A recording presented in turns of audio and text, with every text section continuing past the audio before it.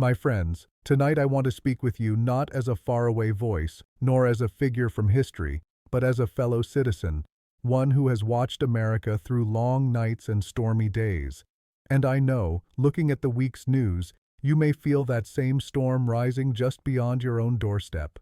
You have seen the images from Portland, crowds in the city streets, lights flickering, faces anxious, the lines between peace and struggle growing thin. It is easy, in times like these, for our minds to race ahead, to imagine the worst, or to wonder if the bonds holding us together might soon come undone.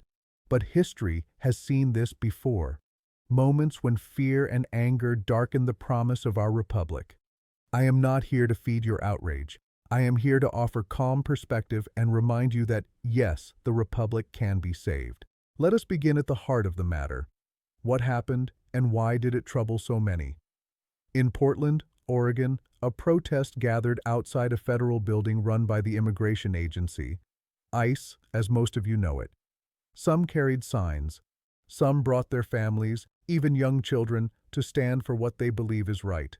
For most, it was a night meant for voices, not violence. But before long, tensions grew.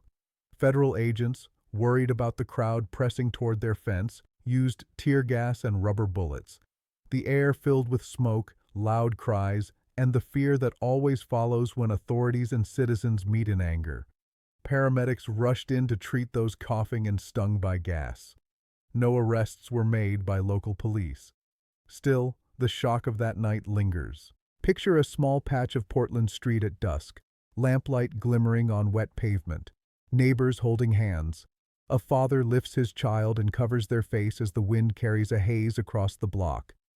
Imagine a paramedic kneeling over a protester, calm and sure in a moment of confusion, her hand steady as she offers water and comfort to someone she's never met. Mayor Keith Wilson spoke out the morning after.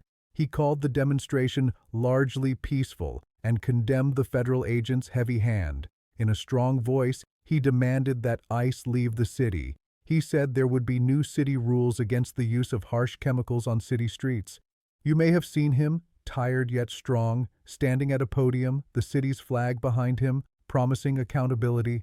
On the other side, the federal agency gave a different story. According to their statement, some in the crowd threw things, projectiles, they said. Their duty, they argued, was to protect government property and the safety of their officers. The rules of engagement, the order to use those chemicals, have not yet been explained fully by those in charge in Washington. This, my friends, is the puzzle at the center of our news. Protesters say one thing, agents say another. Reports swirl. How many were hurt? Were the agents ordered to use force, or did they choose it themselves? Who told them to? The truth, at this early hour, remains cloudy.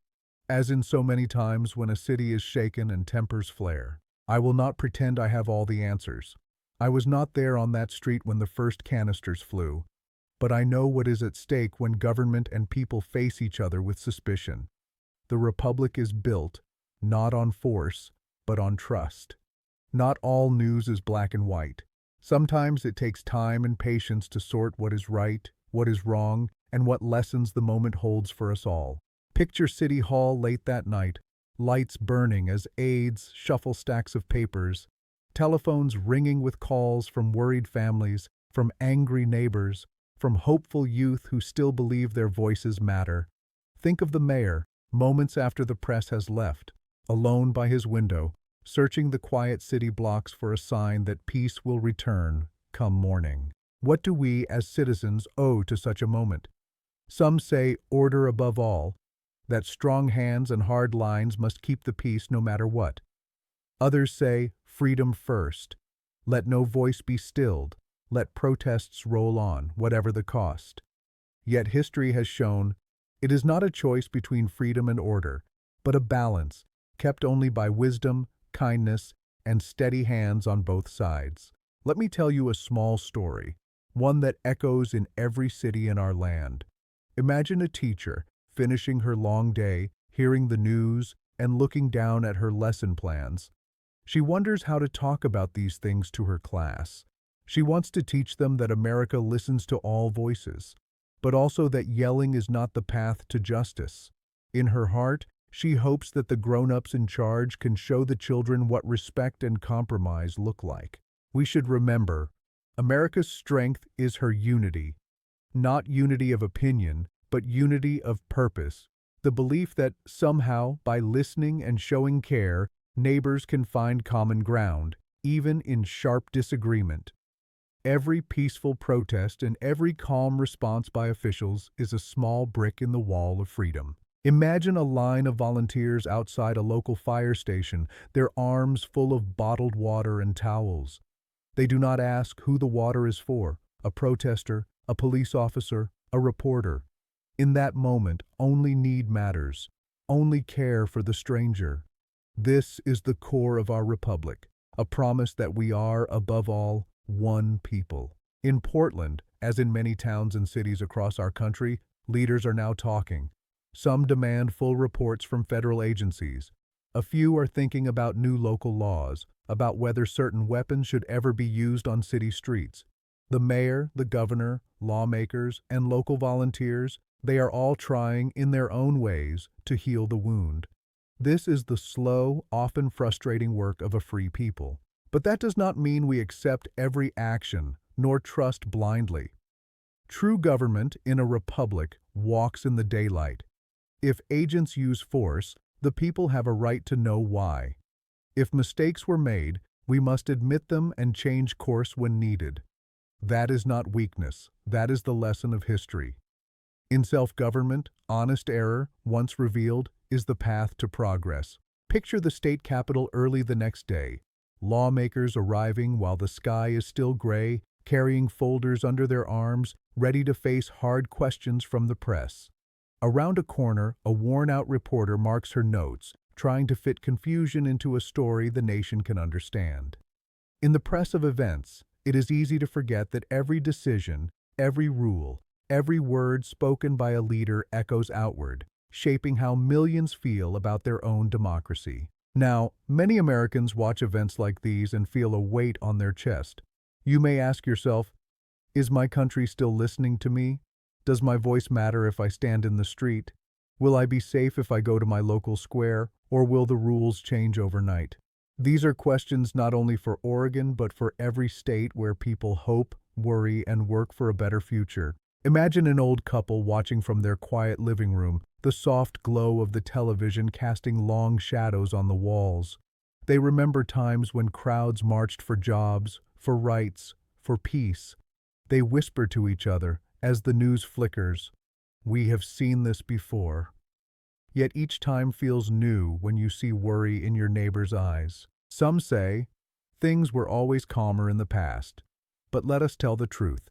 The history of this nation has been a long walk along the line between peace and protest, order and change. From the marchers of Selma, to students at Kent State, to the workers who once locked arms outside a mill, America's progress has come step by step from voices raised in public and leaders willing to listen. There is a lesson here for each of us. The courage to speak, yes, but also the patience to wait for the full story, the self-control to stand down when anger boils, and the wisdom to know that, most times, justice comes not from shouts, but from steady work in city halls, churches, and living rooms. Think of a teenager, sitting in her bedroom typing messages to friends about the protest she watched on her phone. She wants to be heard, to stand for fairness, but also to feel safe. At the same time, a federal agent sits at his kitchen table after a long shift, hands curled around a cold cup of coffee.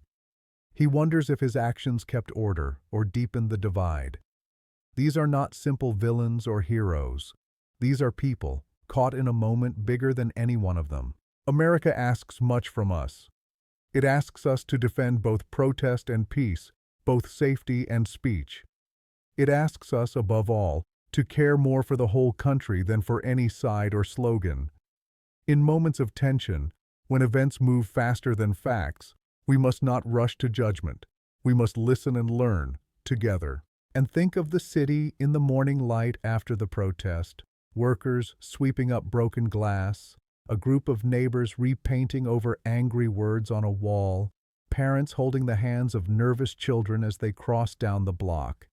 These are the quiet, hopeful acts that rebuild trust, even when newspapers still speak of division. When trust in the law and in each other feels thin, we must build it fresh every day. That is what this republic demands. Not all news is black and white. It is the shades of gray, the patient sorting, the care in knowing another's fears, that keeps our nation whole. Picture a teacher standing before her class the next morning, her students full of questions and worry. She does not turn away from the hard topic. Instead, she lays out the facts, asks her students how they feel, and reminds them that every American counts. That small act plants seeds for a better future. So tonight, I urge you, look on your neighbor with the same care you hope for yourself. When others are angry, listen. When the story is unclear, wait for daylight. And when a child asks, "What is right?" show them respect, humility, and hope. Let us continue this journey together, because the story of our republic is never finished. Now, what ought good citizens do when events shake their trust? Some will say, "Turn away, it does not concern me." But the truth is, democracy thrives only when each person steps forward, not with loud words, but with steady hands, clear hearts, and a willingness to serve. Imagine for a moment a mother helping her son write a letter to their city council, asking about protest rules or how the police are trained to handle crowds. That letter, simple as it is an act of hope, a small weight placed on the side of justice. Or picture a group of young people organizing a peaceful march, careful to follow the rules, determined to make their voices count without anger or threat. They meet in a town library on a quiet afternoon, their posters tucked under their arms, nervous but proud. In each of these scenes, parents, officers, teachers, city workers, teenagers, lies the soul of the republic. We do not come together in times of peace only. We come together in times of trouble, when the easy road would be to give in to anger or fear. Truth comes slowly, as the old saying goes. It is built piece by piece in homes, churches, city halls, and newsrooms. When federal agencies act, they must explain themselves, and they must listen when people say, "That was too much." When protesters gather, they must know where the lines are and the cost of crossing them. Accountability is not punishment for its own sake. It is the lifeblood of democracy. It means leaders must tell hard truths, must change course when wrong, must build trust bit by bit. Justice does not march with noise alone. It grows strongest when tended by careful hands. Think again of a courthouse on a rainy evening. The flag outside hangs wet against the pole. Inside, a judge reviews new rules about crowd control. Down the hall, a young journalist writes her story, hoping to explain both sides fairly. Even here, where decisions are made for thousands, the same spirit of careful, decent compromise must rule. No law or policy alone will heal our divisions. Only patience, neighborly respect, and a simple faith that things can get better will do. As we have before, we can meet this moment, not with bravado or despair, but with quiet, steady progress. Now, when you next hear news of unrest or see images of confusion, remember, these are not the sum of our country. They are troubles we must face together. The Republic is not saved by one leader's order or one day's protest, but by 1,000 daily acts of honesty and grace. The work is not finished. Each of us has a part to play. Some will write letters, some will sweep the streets after the crowd is gone, some will serve as police, as reporters, as lawmakers. All will serve best by asking, every day, "What is fair? How can I listen? What does the country need from me right now?" And even as we worry, let us not lose hope. The Republic can be saved. If we trust in daylight, in the slow return of calm, and in the power of a free people to learn and change, then no storm will last forever. Picture your hometown park early on a Sunday morning, families again at play, fences mended, laughter on the air. This is not a fantasy. This is the quiet restart that follows every hard season in America. We do not ask for heroes alone. We ask for neighbors, steadfast, decent, willing to do their part, each of us joining in the unfinished work of liberty. So I ask you tonight, when the next trial comes, Will you choose patience and purpose? Can you listen more sharply, care more deeply, and give your neighbors the benefit of the doubt, even when it is hard? Will you plant a small seed of hope by your actions, your words, your example? That, my friends, is the measure of citizenship. That is the light that guides us home after every storm. Thank you, and good night.